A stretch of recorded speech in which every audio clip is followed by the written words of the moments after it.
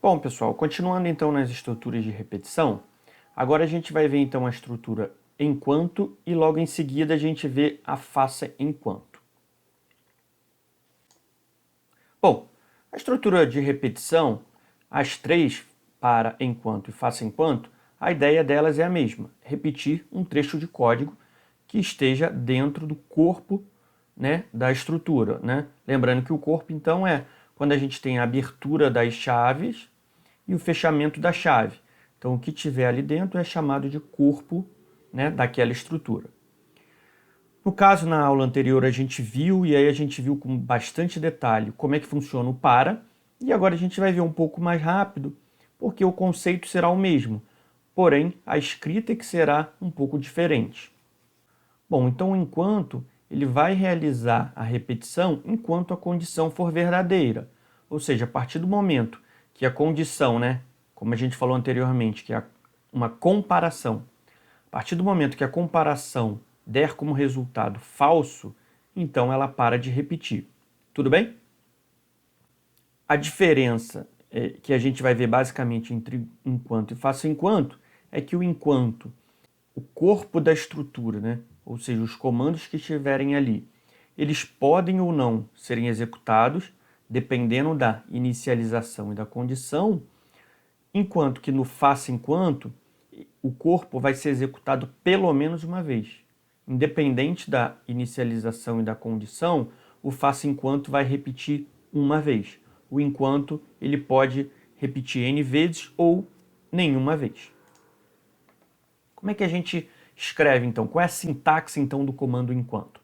Então a sintaxe é a palavra enquanto, abro parênteses, e aqui dentro a gente coloca a nossa condição.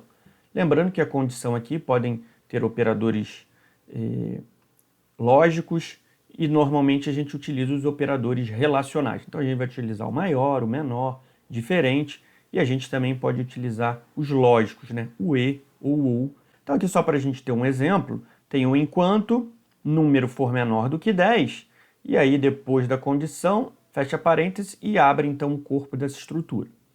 E aí aqui vamos supor que a gente tem um número 3. Como é que vai ser realizado? Vai ser realizada uma comparação.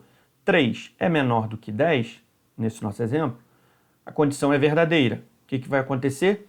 O compilador então entra dentro do corpo dessa estrutura, né?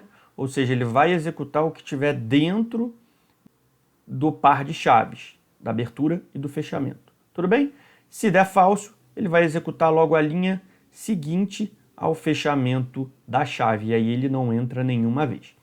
Basicamente é isso. Se a gente lembrar lá do para, a gente já tinha inicialização, condição e atualização, tudo na mesma linha, na sintaxe do comando. O enquanto a gente só tem a condição. Então o programador ele tem que se preocupar em inicializar e em atualizar as variáveis. Caso contrário, ele pode ter um problema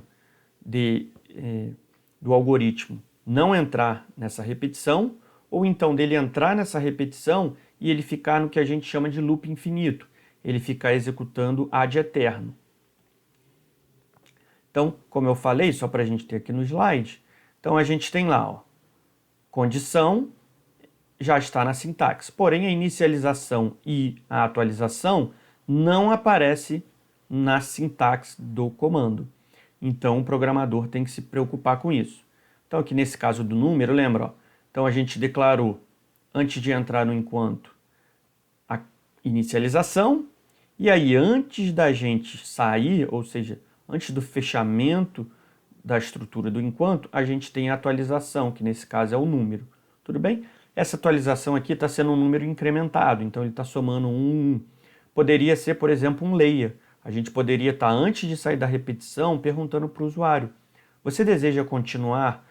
Vamos supor que é um sistema de sei lá, venda de algum produto. Você deseja comprar algum outro produto? E aí ele diz sim ou não, e aí você deseja adicionar o item na cesta do seu carrinho de compra? Sim ou não? E aí ele vai adicionando, realizando essa repetição. Tudo bem?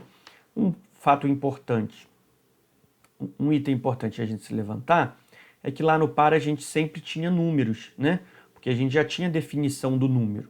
Quantas vezes eu vou repetir? No caso do enquanto, a gente não vai ter isso. Então, a gente não sabe quantas vezes ele vai repetir. E aí, a gente também pode usar caracteres, como no exemplo que eu falei. Você pode realizar uma pergunta para o usuário. Ô usuário, você quer continuar cadastrando um novo aluno? Você quer continuar cadastrando uma nova nota? E aí, dependendo da resposta do usuário, ele vai repetir ou não vai repetir. Tudo bem? Então, o comando enquanto, basicamente era isso. Aqui só para vocês terem aí nos slides, então, depois que a gente coloca o comando inteiro, né? Então, a inicialização, a condição de atualização. E aqui esse código, então, já utilizando o Portugal propriamente dito. Como é que a gente faz o fluxograma? Mesma coisa que a gente faz no comando para. E aí a gente tem aqui também uma lista de exercícios para serem praticados. Tudo bem? Lembrando que as dúvidas, então, podem ser enviadas. Eu ainda não consegui reservar o horário do atendimento. Eu acho que no mais tardar, na quinta-feira da semana que vem, a gente começa com esse horário de atendimento. Então, fazer um intensivão desse horário de atendimento para a gente, então, rever as dúvidas das aulas anteriores, né? As dúvidas dessas aulas no formato remoto. Bom, dito o enquanto, a gente entra então na última estrutura de repetição, que é o faça enquanto. Então, como a gente falou, a repetição vai ser a mesma coisa, ele vai funcionar da mesma maneira. A diferença é que o enquanto, ele aparece na estrutura do enquanto já na primeira linha. A última linha da estrutura é o fechamento da chave. No faça enquanto, isso vai ser alterado. Então, a gente vai começar com a palavra faça, no caso faca, né? Porque a gente já comentou que não utilizamos acentuação. Depois eu abro chave, e aí eu tenho o corpo dessa estrutura, fecho chave. Aí sim eu venho com a palavra enquanto. E aí eu venho com a condição que vai seguir a mesma lógica do enquanto. Então, como a gente falou, qual é a diferença? Bom, a diferença é que se a gente reparar, como a condição aparece no final, a gente garante que esse código que esteja aqui dentro vai ser executado pelo menos uma vez. Porque repare, mesmo que a condição seja falsa, por exemplo, eu tenho um número 0 e eu digo aqui, ó, enquanto o número for maior do que 10, eu vou repetir. Pelo menos uma vez ele entrou aqui. E aí aqui sim ele vai fazer a condição. Como vai ser falso, ele vai sair. Tudo bem? Isso no início fica meio difícil da gente enxergar, então o ideal é a gente praticar realmente. Se tiverem com muitas dúvidas, me avisem que aí eu tento gravar uma aula corrigindo os exercícios, por exemplo, dos slides. E aí, um ponto importante que a gente também tem que se atentar é o faça enquanto, ele tem a mesma questão do enquanto. Ele só tem na sua estrutura a condição. Então a gente tem que se preocupar com a inicialização e com a atualização. Tudo bem? E aí, só para a gente fechar essa questão de quando usar o enquanto e o faça enquanto.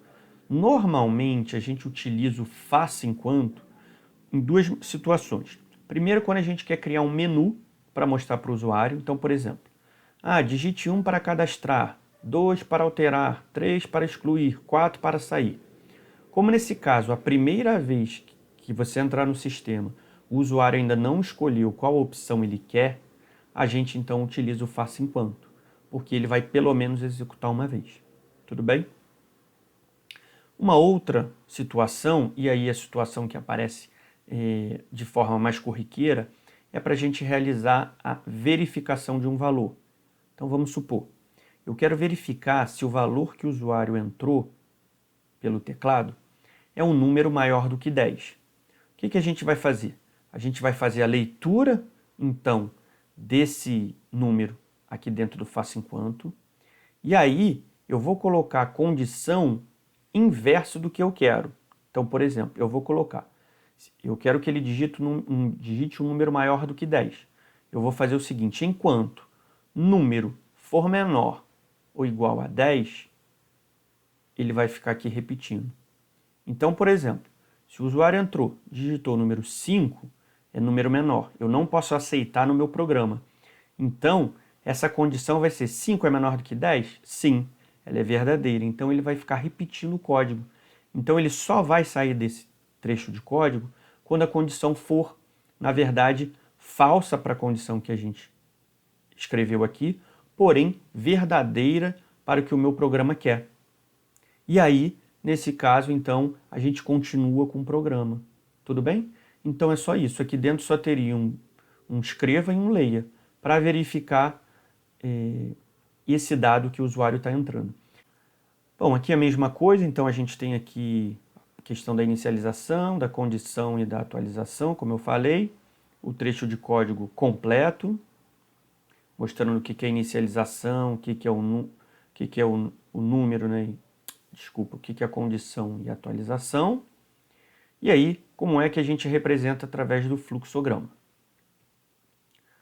Aqui o trecho de código usando faça enquanto, para vocês qualquer coisa replicarem aí se vocês quiserem. Aqui um exemplo, como eu falei, para a gente exibir um menu.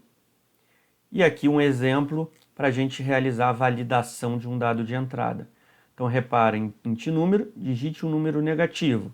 Aí se a pessoa entrar com um número positivo, o que acontece? Ele vai ficar aqui repetindo, porque essa condição vai ser verdadeira. A partir do momento que ele digitar um número negativo, essa condição vai ser falsa, então ele vai sair. Então, ele vai entrar aqui, tudo bem? Aqui é negativo, tá? Aqui está errado. Você digitou um número negativo. Tudo bem, pessoal? Bom, mais alguns exercícios para vocês brincarem aí. Na próxima aula, então, eu vou colocar mais alguns exercícios lá, só para a gente fixar. E aí, até lá, eu espero que a gente já tenha conversado de forma síncrona, para a gente, então, ir resolvendo essas questões. E qualquer coisa, eu, então, preparo a gravação de outras aulas resolvendo o exercício. Tudo bem? Bom, pessoal, bons estudos e boa noite.